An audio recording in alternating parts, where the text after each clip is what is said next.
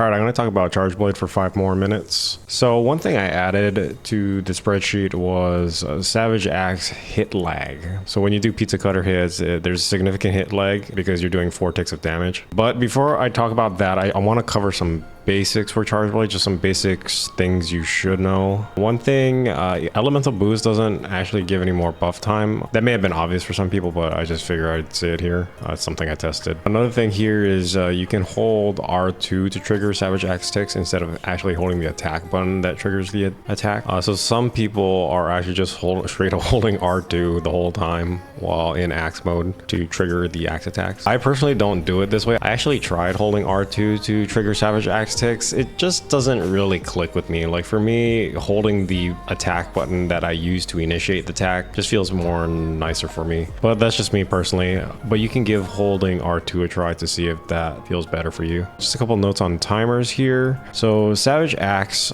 triggering via Perfect Guard or Focus Strike, they actually have the same amount of time at 2 minutes. So your Savage Axe will last the same amount of time no matter which way you trigger it. Shield charge time with 5 files is 125 seconds. Shield charge time with, I put 10 files here. That's not really 10 files, it's 5 overcharge files. So basically charging red twice into your files. It's actually less efficient and you only get 200 seconds. So, you know, if you thought, okay, maybe I get twice as much time from overcharging all of my files because you had to get red files twice.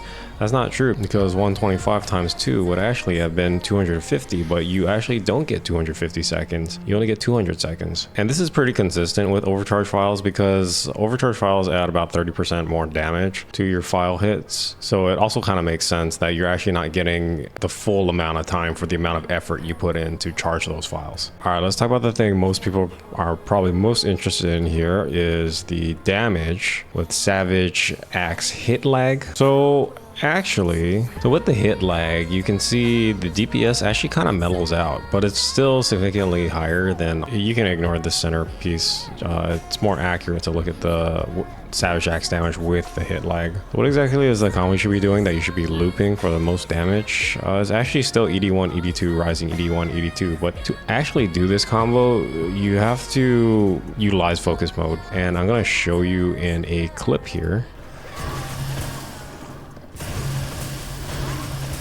And then Rising, and then ED1, ED2.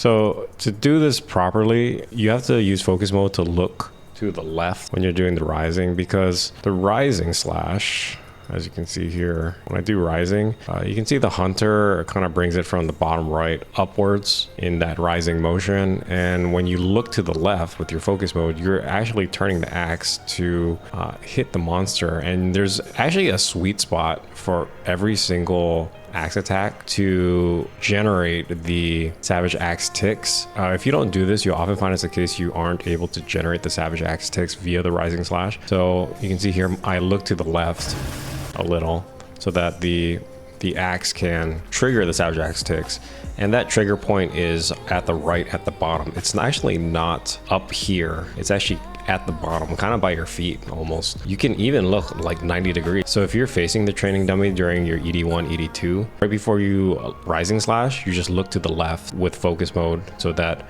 your axe is to the right and it's making contact with the training dummy or the monster right when the attack starts. So for ED1, ED2, they're actually pretty easy to trigger the Savage Axe 6. You can just look straight on at the target like this. Look to the left slightly for this.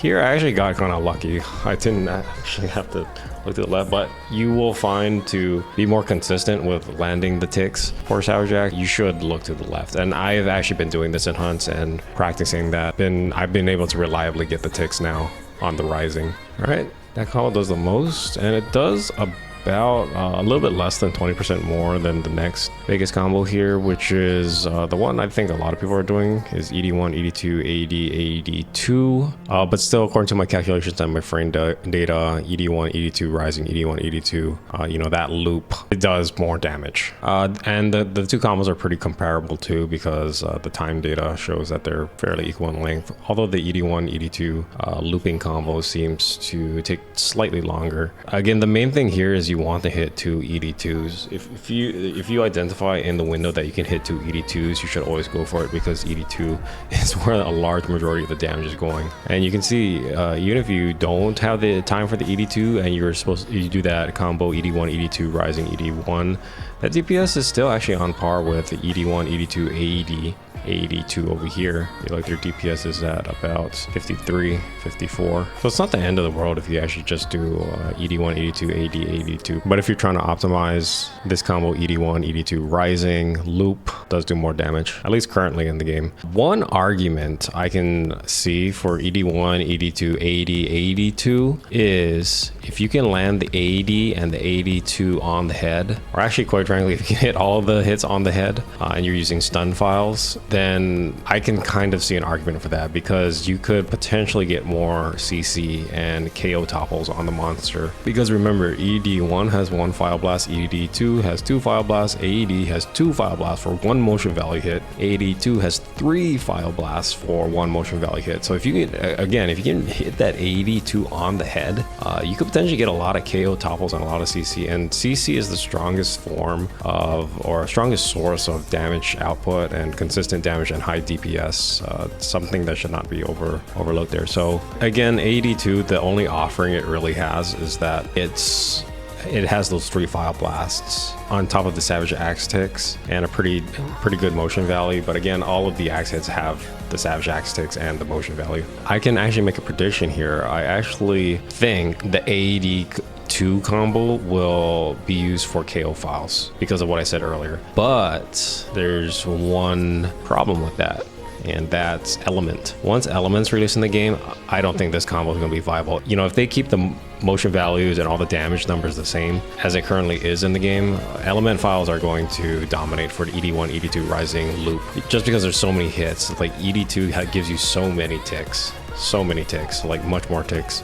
Remember, ED2 has 8 Savage Axe ticks, while all the other moves only have 4. And yes, ED2 takes longer, but it's a very efficient move. Like there's no bullshit wind up that you have to do like with AED. So yeah, that's my prediction. KO files, AED2 will, I don't know if it's actually like it might be slightly better if you can plan for the KO CC, but for Element, I really think ED1, ED2 loop is going to dominate that. Anyway, subscribe for more videos like this. Thanks for watching.